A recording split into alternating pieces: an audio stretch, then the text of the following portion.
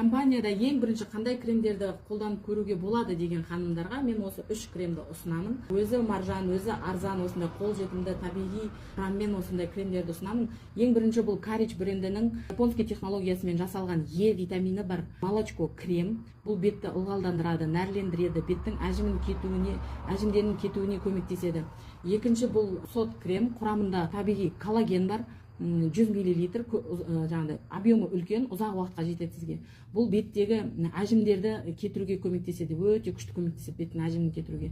Бетті жылтыратады, бетті ылғалдандырады бұл. Беттің тонусын қалпына келтіреді. Үшінші крем бұл сухой беттерге ұсынар едім, сухой беттерге өте күшті көмектеседі.